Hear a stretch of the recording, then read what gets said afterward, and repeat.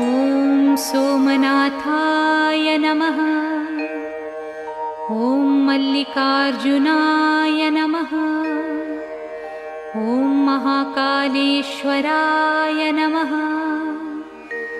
ॐ ओंकारेश्वराय नमः। ॐ वैद्यनाथाय नमः।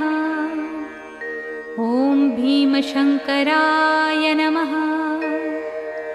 ॐ रामेश्वराय नमः। ॐ नागेश्वराय नमः। ॐ विश्वेश्वराय नमः। ॐ त्र्यंबकेश्वराय नमः। ॐ केदारेश्वराय नमः। ॐ भुस्मेश्वराय नमः।